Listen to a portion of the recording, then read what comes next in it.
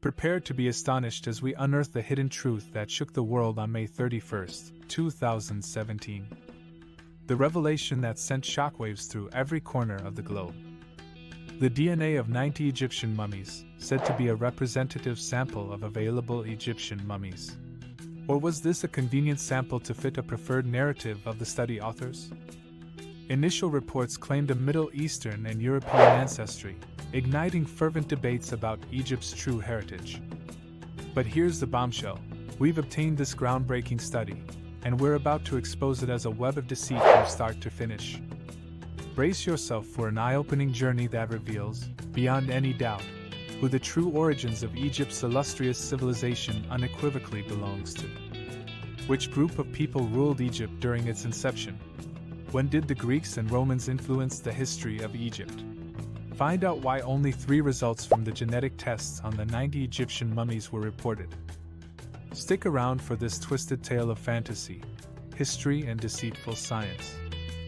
Unraveling the mystery of a civilization's origins is no simple task. It's similar to a historical detective story where every clue matters. Let's delve into the essential factors guiding this quest. First, we need to consider the choice of locations of archaeological finds.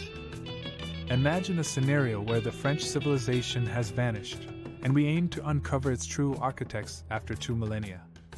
The first step would be scouring the historical records of that era to identify significant places within that ancient territory.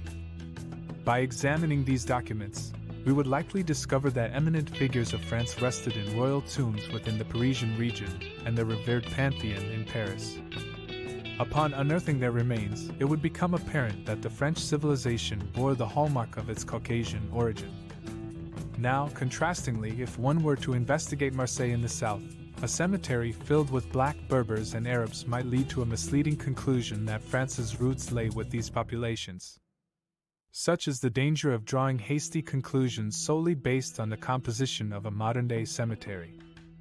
To extend this argument further, you may even fall into the false conclusion that Caucasians were the original inhabitants of America, if you fail to acknowledge the planned genocide of Native American Indians. Next, we need to consider the choice of historical period. Further complicating matters is the choice of historical period. In the case of Marseille, historical documents may reveal an influx of Arabs and Berbers in the mid-20th century. However, if we are determined to identify the city's true founders, we should focus on the oldest remains, particularly those from antiquity. These ancient remnants hold valuable clues about the city's genesis. In summary, unraveling the origins of a civilization is a nuanced task. It begins with thorough examination of historical records, guiding us to the right sites and prompting us to consider the most relevant time periods. Only through careful investigation and critical analysis can we hope to uncover the true architects of any civilization's legacy. Delving into the annals of Egyptian history, we uncover a captivating narrative that unveils the evolution of this remarkable civilization.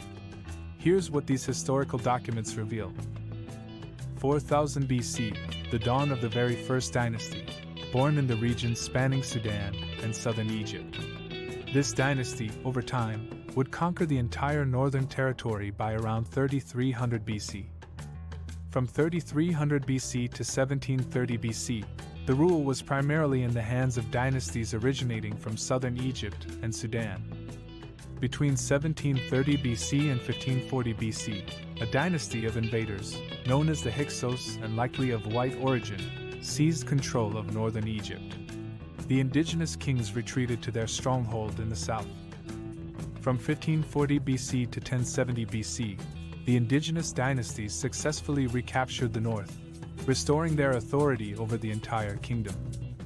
Between 1070 BC and 663 BC, a complex period ensued, with black Libyans collaborating with whites to govern the north, while indigenous rule once more consolidated in the south. Subsequently, the Sudanese took charge, extending their rule over the entire territory. From 663 BC to 332 BC, a tumultuous succession of white Persian invaders and native Egyptians governed the land. From 332 BC to 641 AD, the Greeks and Romans, entering from the north, asserted dominance. From 641 AD to the present day, Egypt experienced Arab rule, interspersed with Turkish and British influences.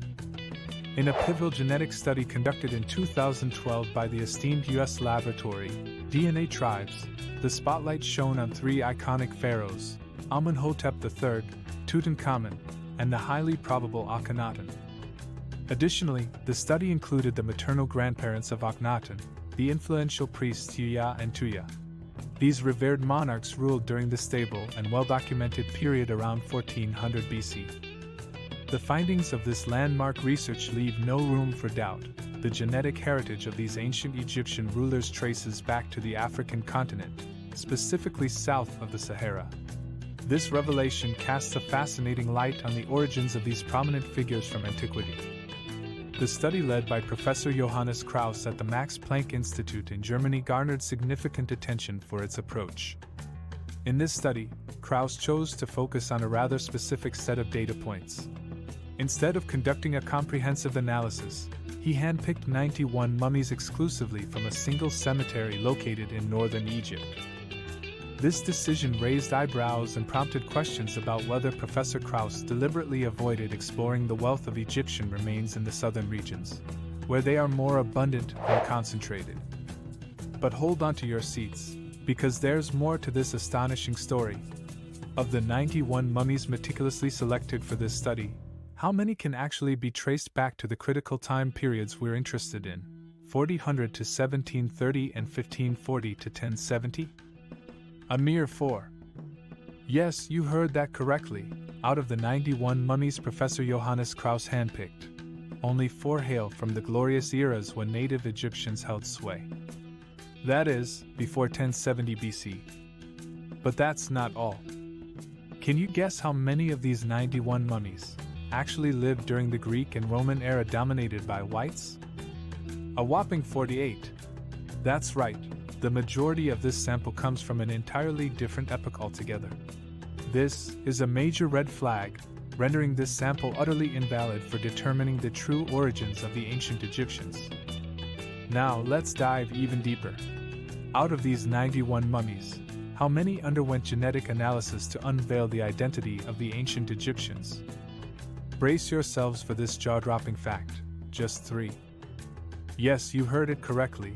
A study that sent shockwaves across the globe, purporting to unravel the mystery of Egypt's origins, relies solely on 3 mummies. And here's the clincher: none of these 3 mummies hail from the grand era of native Egyptian rule. Not a single one. Mummy JK 2134, dated between 776 BC and 669 BC. Mummy JK 2911, spanning from 769 to 560 BC. And Mummy JK 2888, dating from 97 to 2 BC.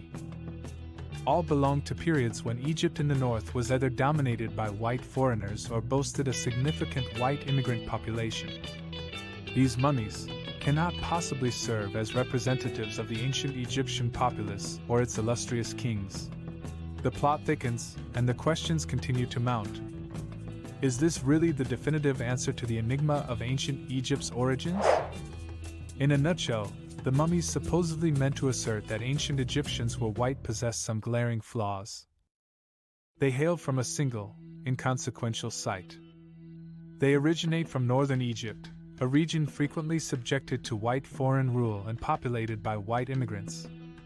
There are a paltry 3 mummies in this entire sample, an absurdly small number.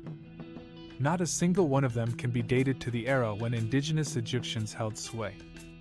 All of these mummies belong to the late period, marked by decline and occupation, as white influence seeped in from the north. Given these critical issues, it's evident that this sample holds no value whatsoever. There's simply no merit in further discussion. This endeavor appears to be nothing more than a misguided attempt to manipulate African history. Let's be clear. The legacy of the Egyptian civilization is an unequivocal part of the heritage of Black Africans and Africans of the Americas. Our commitment to upholding this truth remains unwavering.